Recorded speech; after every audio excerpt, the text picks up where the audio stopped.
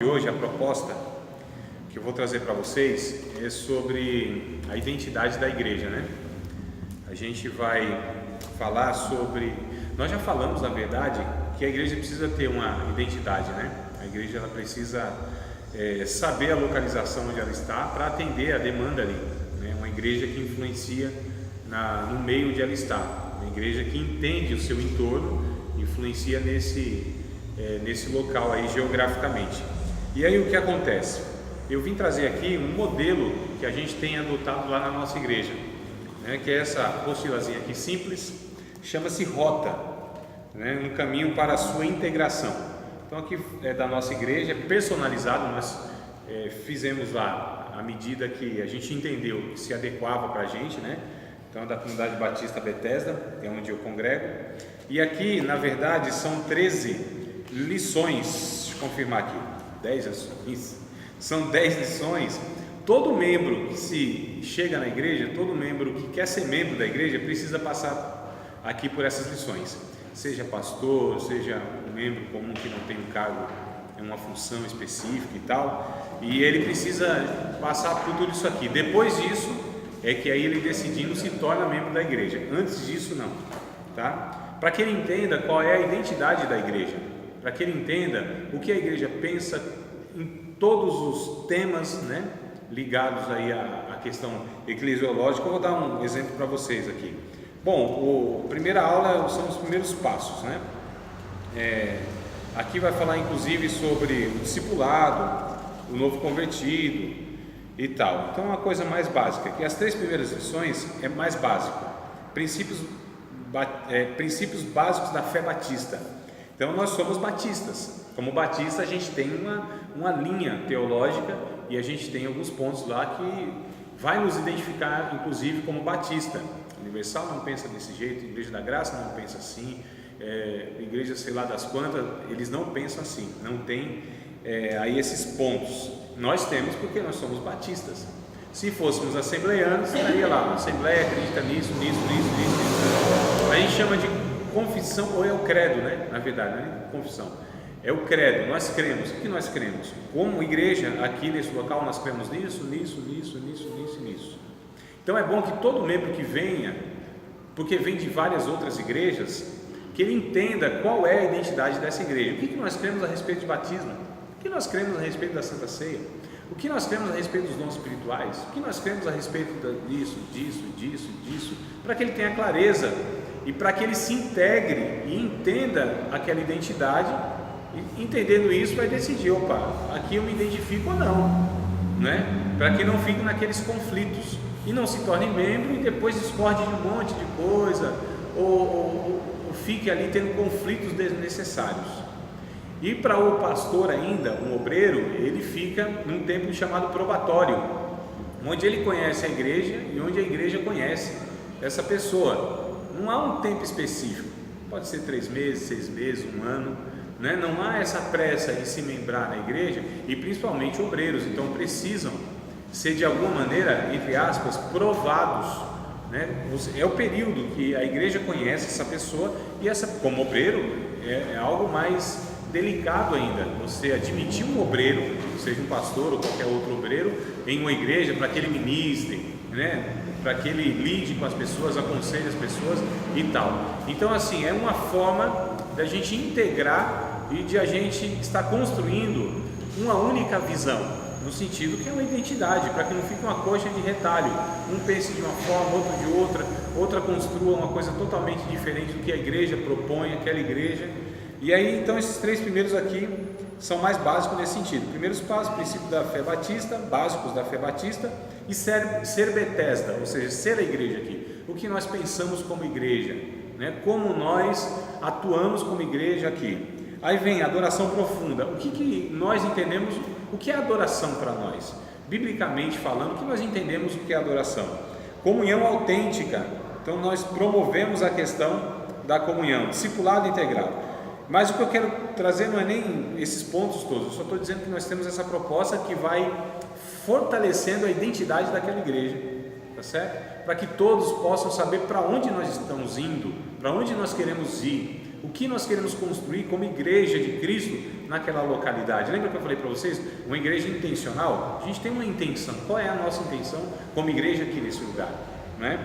O que eu quero trazer para vocês aqui, na verdade, é sobre outro ponto, que é um dos pontos da nossa integração, né? Então, 10 aulas, todo membro, ele tem toda essa clareza aqui, mas é um monte de coisa boa, importante, e é uma sugestão que fica aí, né? Para vocês, achando interessante. Mas o que eu quero destacar aqui, quer ver? Mas eu tinha separado aqui o que nós entendemos sobre a ceia do Senhor, o que é prosperidade, o que é o adversário, qual a importância que a gente dá, o que é evangelho integral, o que nós pensamos a respeito do Espírito Santo, o assunto anjos, como que a gente lida, cura, milagres, espiritualismo, missões, voluntariado, democracia espiritual, são alguns pontos aqui.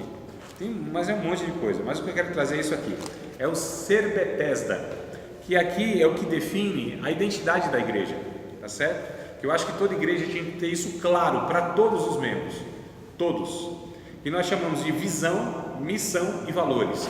Qual é a nossa qual é a nossa visão, qual é a nossa missão e quais são os nossos valores, né? Então isso aqui tem que ser definido, inclusive é algo que as empresas têm adotado. Fala, nossa, André, mas empresa tem a ver com a igreja? Não, lógico que a gente não segue aqueles padrões de uma empresa, a gente pega, na verdade, esses 3 pontos, que é para trazer uma identidade daquela instituição, daquele local, como empresa, como igreja, claro, né?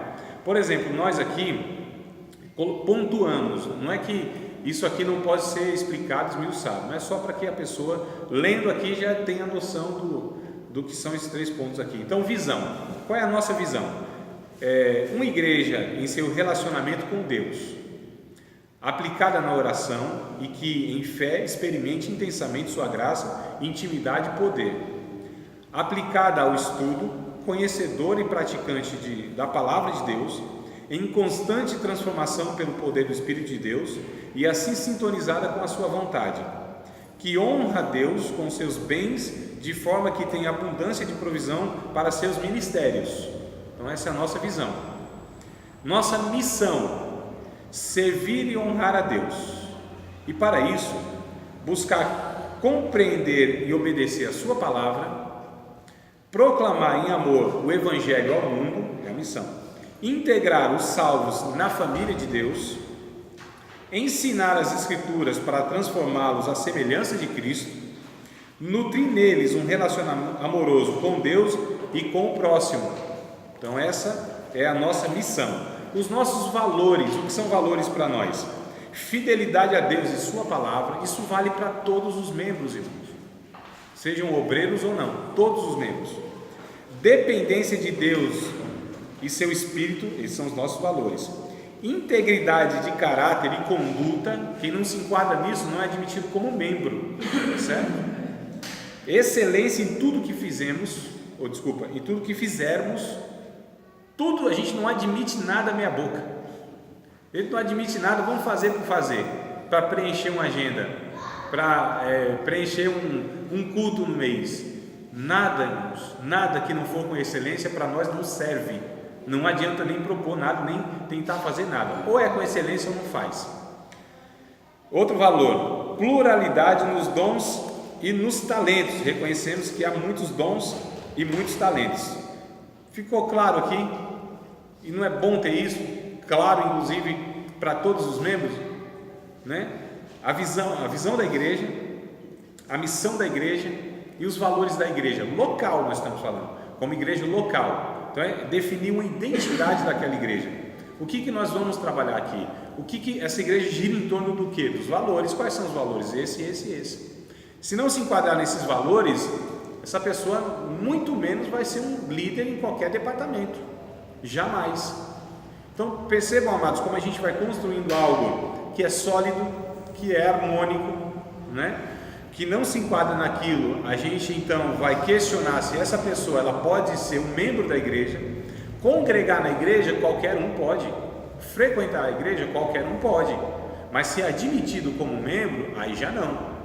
Aí é preciso estar enquadrado nessa visão, nessa missão e nesses valores. Não correspondendo a isso, amados, não pode ser considerado um membro da igreja local, eu estou dizendo, não é? Então o que a gente está dizendo aqui é sobre construir uma identidade. O que nós queremos ser? Qual é a nossa prioridade aqui? E isso é preciso desde o novo convertido, desde o que chega à igreja, até o pastor ter esse mesmo pensamento, né? Essa mesma ideia. O que nós estamos construindo aqui não é um negócio assim, vamos caminhando aí, vamos ver o que dá, vamos ver onde Deus nos conduz, vamos ver o que acontece aqui. Não é assim, amados. É preciso ter uma intenção no que se faz, um propósito no que se faz. A gente precisa saber onde a gente quer chegar como igreja de Cristo nessa localidade. O que a gente quer construir aqui? O que para nós é importante e vale gastar tempo, gastar dinheiro, gastar energia e tempo de oração. O que vale? Porque tem coisa que não vale a pena. Se para nós aquilo não é importante, não é prioridade, se não agrega, se não acrescenta, a gente não vai perder tempo fazendo nada, irmãos, daquilo que a gente julga não ser importante. Se é prioridade para nós, a gente entende que é para o reino, então a gente vai se empenhar ao máximo, vai dar o sangue, vai gastar tempo, né? Vai envolver as pessoas, vai mobilizar as pessoas. Agora aquilo que a gente julga que não vale a pena, a gente despreza aquilo, e a gente não faz por fazer, porque cada momento ele é único, ele é importante, é a vida indo embora, são os recursos financeiros dos irmãos, inclusive, indo embora, naquilo que não é para o reino de Deus, é só mesmo para entretenimento, lembra? Do entretenimento. Então, mas quando se faz alguma coisa na igreja, vai dinheiro. De onde vem esse dinheiro? Dos irmãos. Então eu não posso gastar de uma maneira irresponsável, aleatoriamente. Tem que ser com responsabilidade, não é, irmão? Então, quando a gente tem esse pensamento, a gente constrói uma igreja saudável, transparente, bíblica, intencional, que tem uma identidade, que todo mundo sabe onde está, para onde está caminhando, não é? Então há um engajamento nisso, porque se as pessoas pertencem a essa igreja, entendendo tudo isso, tendo a clareza de tudo isso, tudo que elas vão fazer, de fato vão se engajar, pode ter certeza, muito mais fácil, porque abraçaram a ideia, porque entenderam o propósito, vestiu a camisa, não é? Então quando a gente percebe essa dificuldade de voluntariado, gente voluntária, a gente percebe a dificuldade de contribuição financeira, a gente percebe que um puxa a corda para um lado e outro para o outro, é porque não tem essa clareza aqui, não há essas características, irmãos, né? Se perguntar para um membro de uma igreja que de repente está um ano, o que essa igreja tem aqui como identidade, propósito? Sim, vai. Tem que ser tudo transparente, correto? Tudo. Dinheiro, né? Principalmente, intenções, projetos, tudo tem que ser compartilhado com o corpo. Nós estamos falando do quê? Não é de uma comunidade? Não é de um corpo? Por que só meia dúzia sabe para onde está indo? Por que só meia dúzia de gato pingado que faz parte da diretoria tem acesso a algumas informações? Está errado isso aí, não é? Eu estou dizendo aquilo que compete à coletividade e à igreja. Então é isso que eu só vou dar uma recapitulada, que alguns irmãos chegaram e eu tinha falado outros pontos aqui. O que a proposta da aula de hoje, essa aula curtinha, é falar sobre a identidade da igreja, que a igreja tem que ter uma visão, uma missão e uns valores. Vocês se importam se eu repetir rapidinho aqui para os irmãos? Não? Então olha só, eu peguei aqui um modelo da nossa igreja, tá? Que é essa apostilazinha aqui, ó. Todo membro chegando na igreja tem que passar por 10 lições. Ele não é admitido como membro da igreja se não passar pelas 10 lições, se não entender essas 10 lições. Aqui é a característica, a identidade da igreja. O que a nossa igreja Bethesda, Comunidade Batista Bethesda, lá em Santo André, pensa? Qual é a identidade, característica? A gente existe ali por quê e para quê? Onde a gente quer chegar? Qual é a nossa visão? Qual é a nossa missão? Quais são os nossos valores? E aí eu peguei aqui então ser Bethesda, né?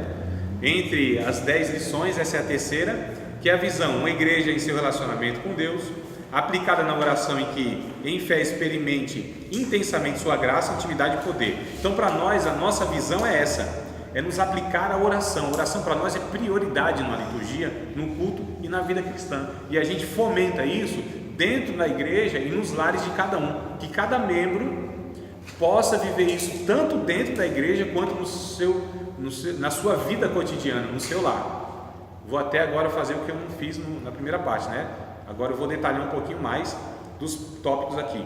Aplicado ao estudo, conhecedor e praticante da palavra de Deus, em constante transformação pelo poder do Espírito de Deus e assim sintonizada com a sua vontade. Ou seja, para nós, a nossa visão é que haja uma aplicação ao estudo. Estudo para nós é prioridade, amados, em todas as áreas da vida cristã, tudo aquilo que concerne a vida cristã.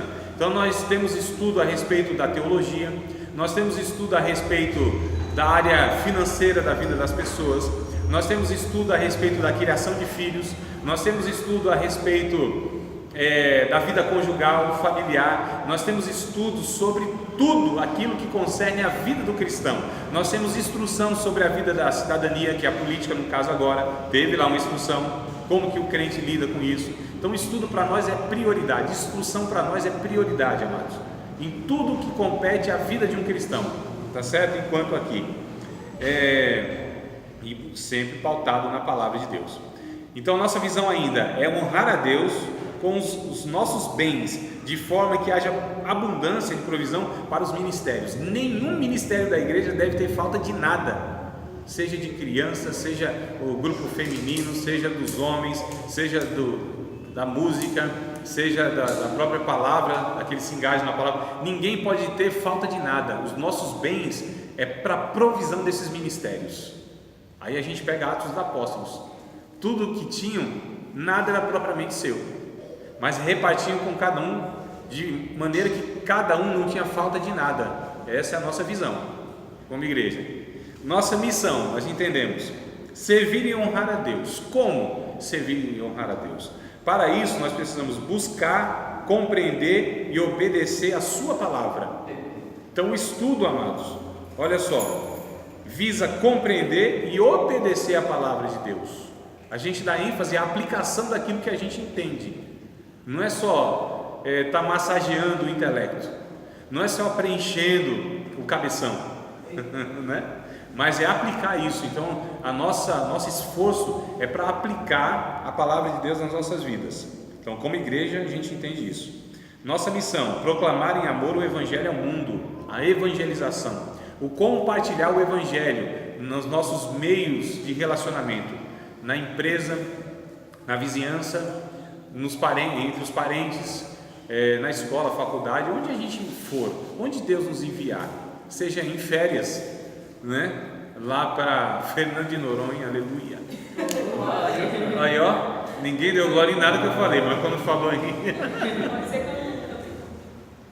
né? Então, ou seja, amados, proclamar em amor o evangelho de Cristo. Para nós isso é a missão. Integrar os salvos na família de Deus. Então essa é a nossa missão, integrar essas pessoas, trazer essas pessoas para perto de nós, na convivência comunitária. Nossa missão ainda, ensinar as Escrituras para transformá-los à semelhança de Cristo, ou seja, os da família de Deus. A nossa missão, e aqui eu não estou falando de apenas ministros, eu estou falando aqui que nós entendemos que cada cristão deve ensinar um ao outro o Evangelho, exortar um ao outro, animar um ao outro, edificar um ao outro, consolar um ao outro, advertir um ao outro, pastorear um ao outro, cuidar um do outro. Isso aqui é a nossa missão como corpo de Cristo. A gente fomenta isso. Nossa missão ainda é nutrir neles, os salvos, um relacionamento amoroso com Deus e com o próximo. Comunhão para nós é coisa séria, irmãos. Nós não admitimos jamais, em hipótese alguma, fofoca, calúnia, murmurações uns contra os outros. E jamais cortamos o mal pela raiz. Identificando isso, trata-se aquilo imediatamente. Chama-se as partes envolvidas e vamos resolver isso aqui como homens, mulheres, gente madura, cristãos que servem a Deus.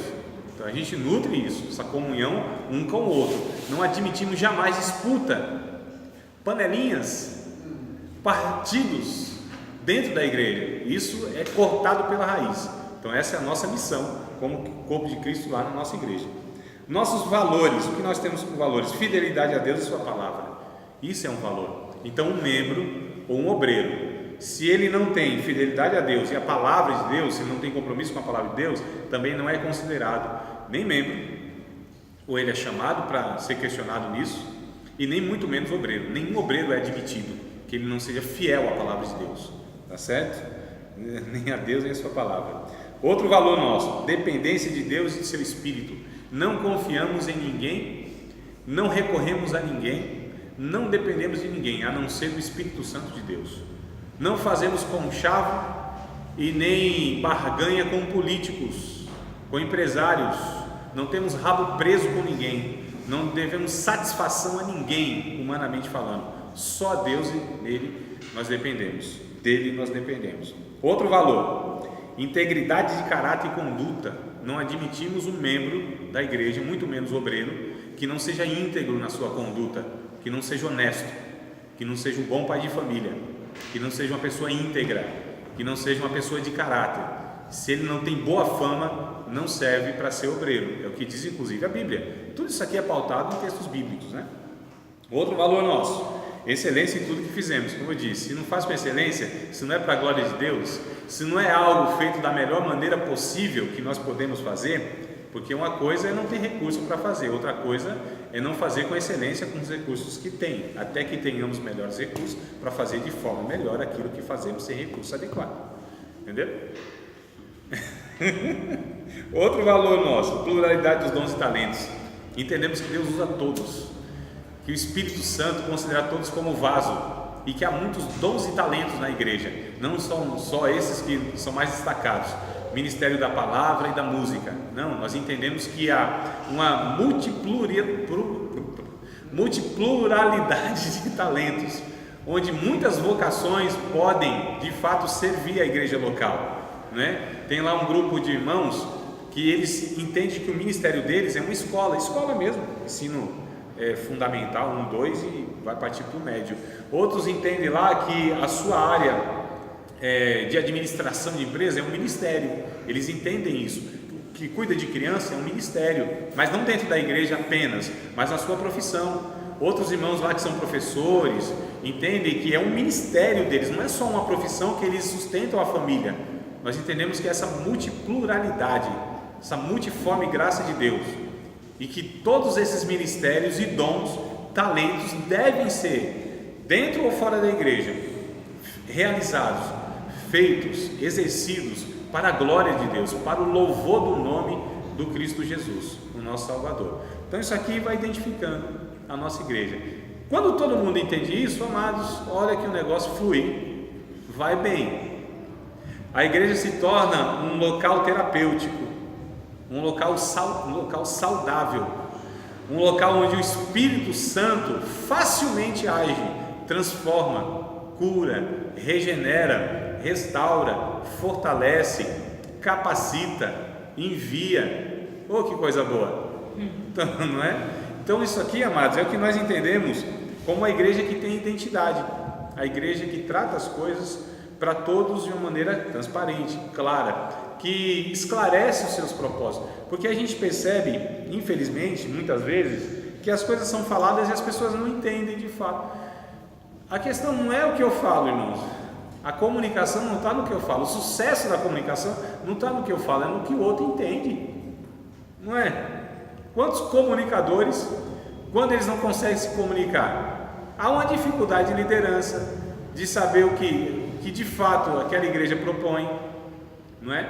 Já dizia o velho guerreiro: quem não se comunica, ninguém lembra, se estrubica. Então, comunicação clara, ela é fundamental para que a gente possa se entender. No casamento é assim, imagina com um monte de pessoas juntas. No casamento é assim. Se a gente não tem uma comunicação clara, né? Esse negócio assim não é, tem que ser desenhado às vezes. Tem que ser desenhado.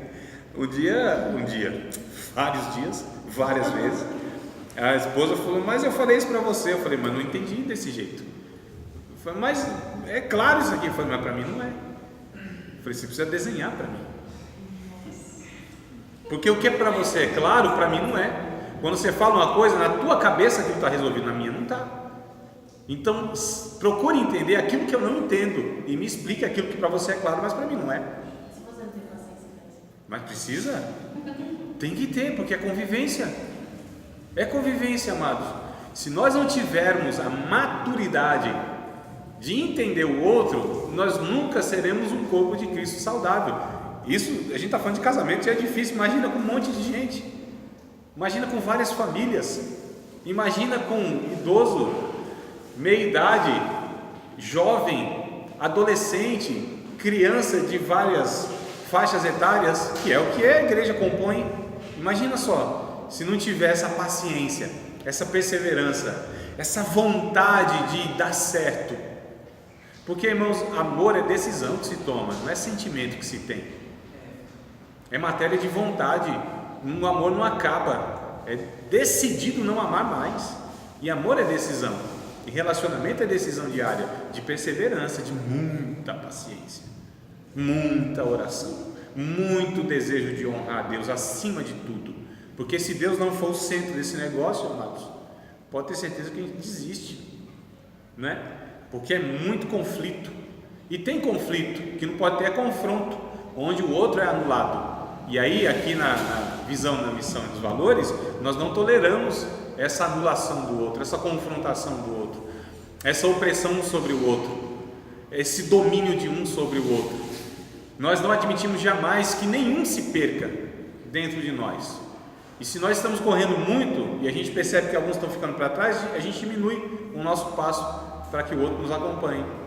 Então isso tudo vem através de uma identidade que se cria em uma igreja. Cada igreja precisa, amados, ter a clareza de tudo isso, não é? Para vocês não é isso aqui razoável?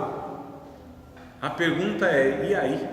Depois de ouvirmos tudo isso, o que a gente vai fazer com tudo isso?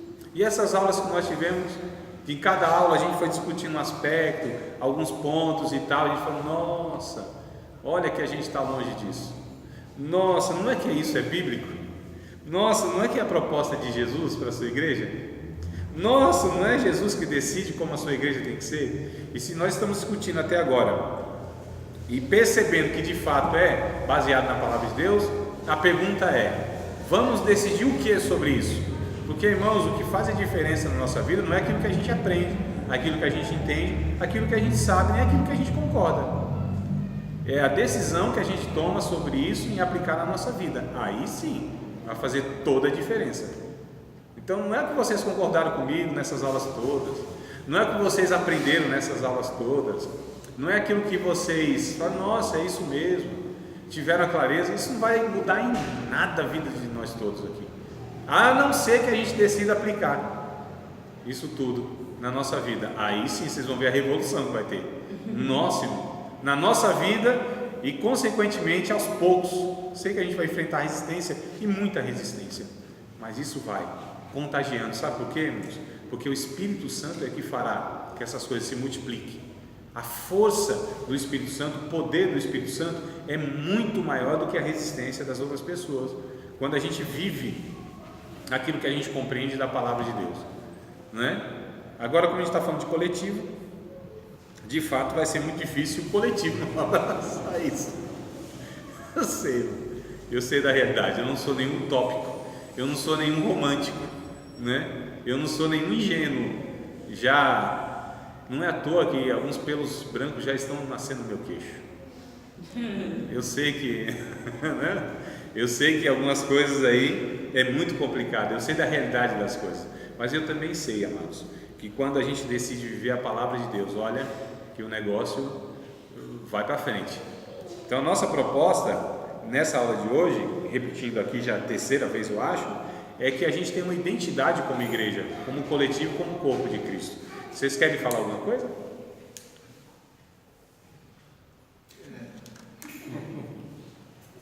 Eu não sei se os irmãos pegaram a ideia, os irmãos que chegaram depois. Tentei aqui dar uma recapitulada desde o início, né, que a gente falou dos pontos. E aí, amados? Meu Deus, esse silêncio me causa pavor. Eu fico preocupado, com medo do silêncio de vocês. Meus queridos, vamos iniciar de alguma forma, cada um na sua área de atuação, no seu poder de influência que tem. Eu sei aqui que se fosse todos pastores, a gente já estaria com meio caminho andado. porque teria o poder de decisão, né? O poder administrativo, inclusive, de mudar algumas coisas, mas eu sei que a maioria que não tem esse poder direto precisa que alguém compreenda isso para que alguma coisa aconteça lá efetivamente. Mas a proposta é que a gente pense nisso e multiplique ou tente depois de oração, depois de muita oração. É melhor você gastar mais tempo orando a respeito disso para falar meia dúzia de palavras do que falar um monte de coisa, querer mostrar um monte de coisa sem oração, tá certo?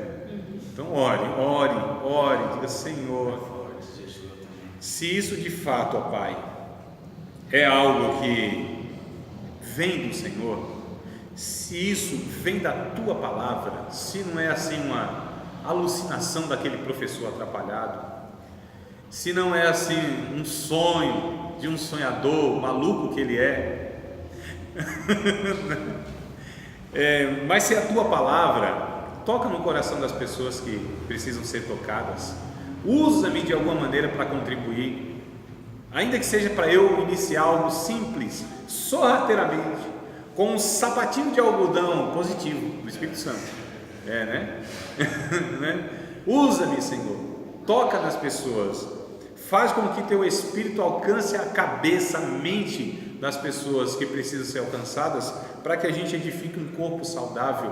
Porque, Senhor, eu não quero participar de uma igreja local se não for para contribuir efetivamente, significativamente, para que esse corpo seja um corpo saudável, que represente o Teu nome, que glorifique o Senhor, que seja um refúgio para o doente, que seja uma fonte de água para aliviar o cansaço do pecador, que não seja uma ferramenta nas Tuas mãos para tirar pessoas das mãos, das garras do diabo. Senhor, não me deixe. Faça a sua oração, tenha esse desejo depois dessa matéria, amados, tenha isso no coração, peça para que o Espírito Santo encha a tua alma, te dê graça, sabedoria, dons, use você na área de atuação que você tem na sua igreja, para que essas coisas aconteçam. Nós não estamos aqui nos reunindo para que a gente só saiba das coisas, só aprenda as coisas, mas para que Deus nos use a partir do momento que a gente sai daqui, nos outros 6 dias que a gente não está reunido aqui para discutir essas coisas, não só essa matéria, todas as outras, mas especificamente essa, para que a gente tenha essa área de influência na igreja, e a partir da igreja a gente alcance o mundo. Porque se a gente não conseguir edificar um corpo de Cristo na localidade saudável, irmãos, a gente vai fazer o que no mundo, pelo amor de Deus? Não adianta ir para farol com plaquinha, Jesus salva, não adianta querer ir numa escola fazer alguma coisa, não adianta querer fazer nada, nem dentro nem fora da igreja, se a gente não está construindo essa localidade, esse povozinho pequenininho, essa tribo pequena, e não consegue ali edificar. A gente vai querer mudar o mundo? Influência é o que, pelo amor de Deus? Se a gente não consegue conviver com meia dúzia de pessoas em nossa volta, a gente vai falar o quê? Eu amo o ser humano? Diga, mano. Pessoal, você que frequenta muito igreja, dá muitos ensinamentos assim para a igreja, no seu caso, o que você vê que falta para as igrejas crescerem? Ô, Varão, teria que ser mais outras 7 aulas, hein? Bom, Hélio, tudo que nós discutimos aqui foi o que eu tentei colocar para vocês. Eu não me proponho a trazer solução para nada. Quem sou eu, pelo amor de Deus, né? Eu só trouxe aqui as minhas impressões a respeito da Bíblia nesse tema de igreja, de organização, de um povo que se reúne ali para conviver de uma maneira bíblica. Então, assim, de fato é muita coisa. Eu tentei discutir nessas 7 aulas, né? 7 hoje. Nessas 7 aulas. Então, assim, é muita coisa. Não tem como eu falar em 10, 15, 20 minutos, meia hora que seja. E a falta até de uma dessas coisas, nossa, vai ser... pode fazer falta, é isso? Vai ser a gente chama de um fator, não impeditivo, né? Mas vai ser um complicador no processo. Porque, na verdade, é como se fosse uma engrenagem. A Bíblia, aliás, diz que é vamos ver o texto aqui de Efésios. Tem um texto aqui muito interessante que eu acho que resume isso que eu quero falar, né? Vamos ver se é Efésios, acho que é Efésios, sim. Deixa eu ver. Bom, tem dois textos. Um é Efésios capítulo 3. Deixa eu ver se eu acho o outro. O outro eu não me recordo exatamente, mas um é o capítulo 3, o versículo 10, capítulo 3, verso 10 e 11, né? Efésios capítulo 3, verso 10 e 11, e isso, outro também é Efésios 4 e 16. Então, os Efésios capítulo 3, verso 10 e 11. Lembrando que o contexto desse texto, ou seja, desses dois versículos, é a intercessão de Paulo sobre o mistério de Deus, que é a salvação dos gentios. Ele disse, por entender isso, é que ele intercedia, ele se colocava de joelhos. Então, oração é, como eu disse, é algo essencial, amados, para tudo. Tudo isso que a gente discutiu, compreendeu, isso tem que ser irrigado, isso tem que ser regado com a oração. A obra é de Deus. Falando aí como alguns irmãos falam, a obra é de Deus. Né, os irmãos da congregação falam assim, né? É de Deus a obra. É o Espírito Santo que faz isso. Ele é poderoso para tornar isso realidade, não são os nossos esforços. Como eu disse aqui, lembra da nossa visão, eu acho, né? Que a dependência total do Espírito Santo, amados, nós não confiamos achando que a gente pode fazer isso funcionar. A gente não pode fazer isso, não é humanamente possível. Não é a capacidade de um líder que faz isso, é o Espírito de Deus que faz isso. Então, oração é o que irriga tudo isso, rega tudo isso. Isso tudo é semente que eu coloquei. Posso ler? Sim, por favor. 10 e 11, né? 10 e 11, né? Para que pela igreja a multiforme sabedoria de Deus se torne conhecida agora dos principados e potestades nos lugares celestiais, segundo o eterno propósito que estabeleceu em Cristo Jesus, nosso Senhor. Olha só, então é pela igreja que a multiforme sabedoria de Deus, ela é conhecida. A multiforme sabedoria de Deus pela igreja é conhecida. Essa igreja tem um eterno propósito de Deus em Cristo Jesus. Um dos pontos que nós colocamos sobre a igreja é que se ela não for cristocêntrica, se a mensagem principal dela, frequente dela, não for Cristo, a sua pessoa e a sua obra, amados, essa igreja ela vai ser fadada ao fracasso espiritual. Pode ter sucesso humano, que é diferente. Então, se não se prega Cristo, a sua pessoa e a sua obra, se as mensagens não são frequentes nessa igreja, amados, essa igreja vai deixar de ser cristã. Se não se prega Cristo, uma igreja que não se prega o Evangelho vai deixar de ser evangélica. Estou falando no sentido bíblico da palavra, né? Então a gente já vê aí algumas questões, vai ser um monte de coisa aqui que eu teria que retomar. Outro texto em Efésios capítulo 4, verso 16, é essa engrenagem, é isso que eu queria falar. Eu acho que esse texto, ele expressa melhor o que eu queria falar com as minhas palavras aqui. Posso ler? Sim, também, amada, está com vontade? Né? Daí eu me concordar. Vamos lá.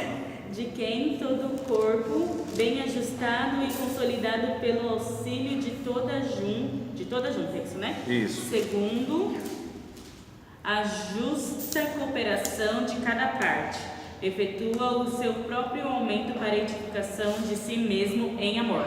Eu pequei porque assim, tem um contexto antes que vale a pena para a gente entender melhor isso. Eu fui pegar logo o finalzinho, né? Mas a gente voltando, desde o verso 1, não vamos ler tudo, não, 1, mas só para a gente entender que desde o verso 1, existe aqui um pensamento que ele é coeso, né? A gente chama que ele é homogêneo, ele é um só. Então, desde o verso 1, Paulo está tratando do verso 1 até o 16 sobre o mesmo tema. É a unidade do corpo de Cristo. Através dessa unidade há um crescimento. Esse crescimento é saudável, é vitalizado pelo Espírito Santo, gera vida. Dentro desse crescimento existem alguns instrumentos que na verdade são pessoas, que são chamados de dons que Deus deu para a igreja: apóstolo, profeta, evangelista, pastores e doutores.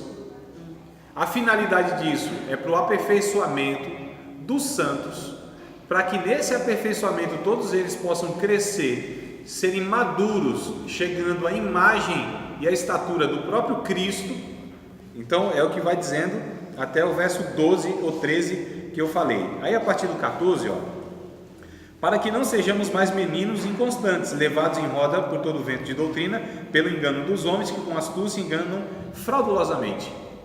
Essa igreja que vive assim, amados, heresias, essas bobagens que são faladas em cima dos púlpitos, esses ensinamentos que não tem pé e nem cabeça, biblicamente falando, a igreja, ela vai se protegendo, porque cada membro identifica isso, é maduro por si só.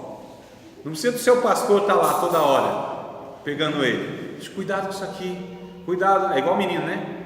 Não atravessa a rua sozinho, dá a mão aqui. Olha, não chega perto do fogão, porque tem panela quente, vem aqui. Não faz isso, não põe o dedo na tomada. Então, tudo essa infantilidade não há mais nos membros, porque eles são amadurecidos, cada um deles, e tem condição de identificar tudo isso. É um corpo, é uma igreja, não é um líder, irmãos. Uma comunidade que é pautada e confia na sabedoria do seu líder, na maturidade do seu líder, na espiritualidade do seu líder, eles vão ficar o resto da vida infantilizados.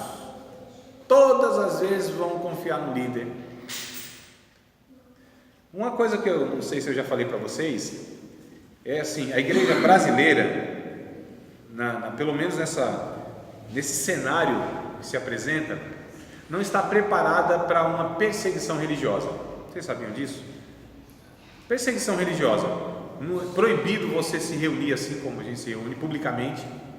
Proibido você pregar em praça pública. Proibido você proferir que é cristão. Proibido essa liberdade.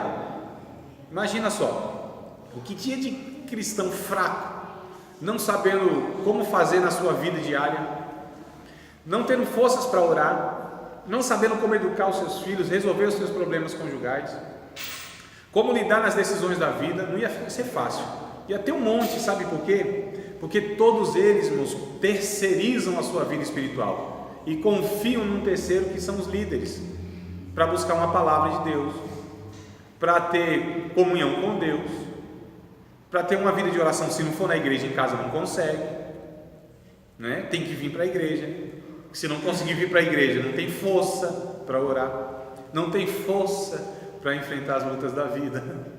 Então, olha só, são crentes assim, meninos na fé, gente que não aprendeu a autonomia dele diante de Deus, ou para com Deus, mas sempre dependendo dos outros. É o menino eterno, né? É o Peter Pan de Jeová.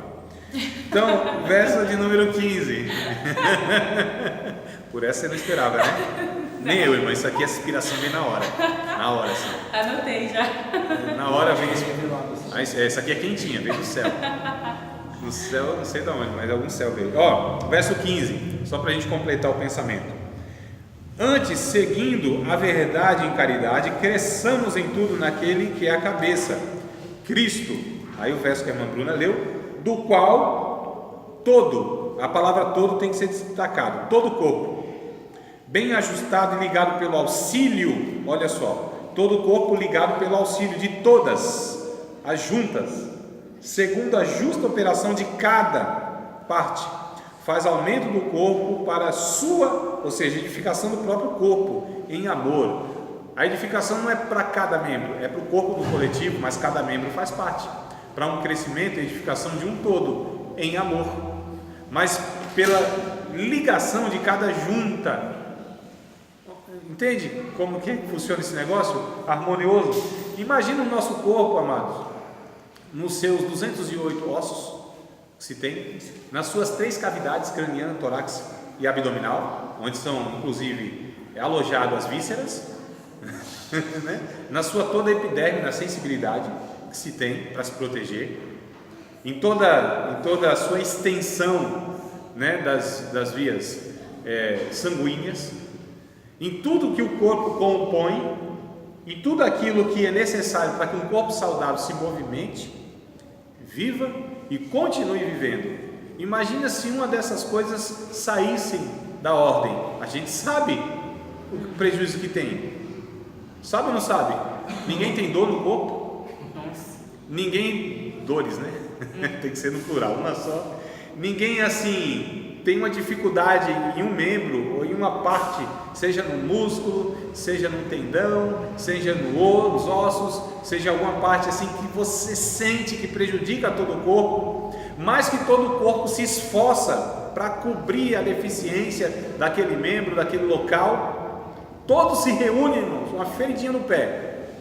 Pensa a cabeça mandando assim sinais para o corpo. Nossa.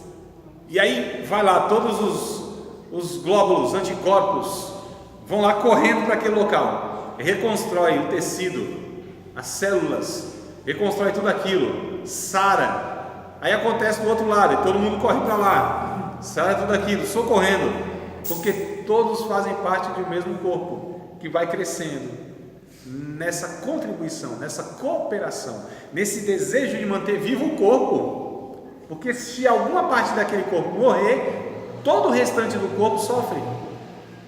Vamos ler o que diz Paulo em 1 Coríntios, capítulo de número 12, e a gente encerra a aula por aqui, a não ser que vocês tenham perguntas.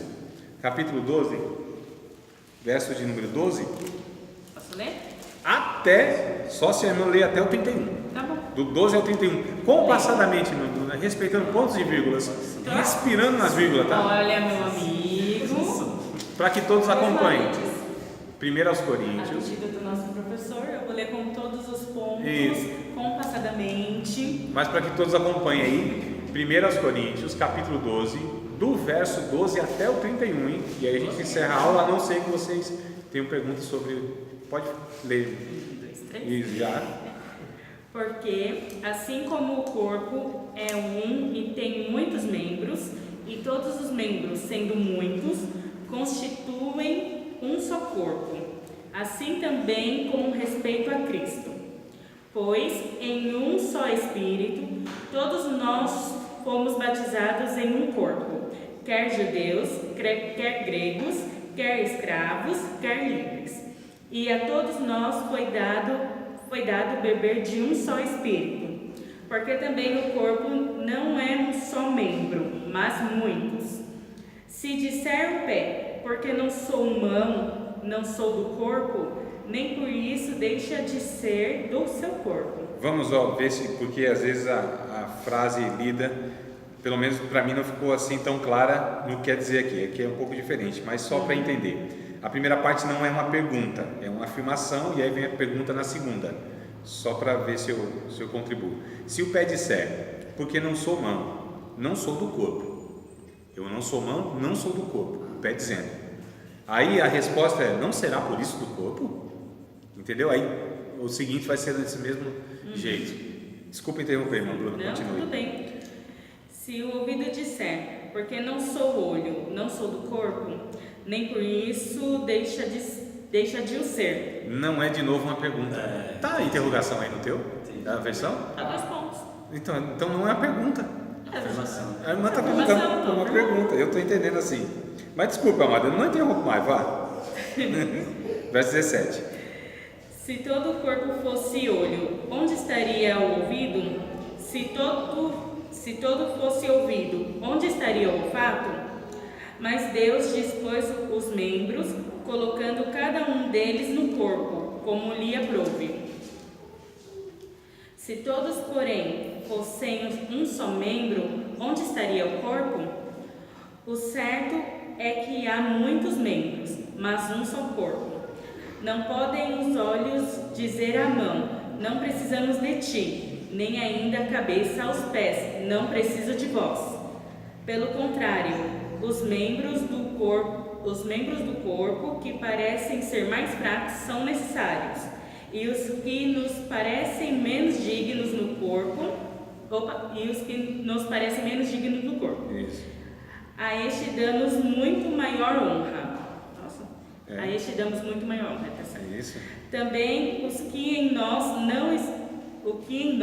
não são decorosos, revestimos de especial honra. Isso.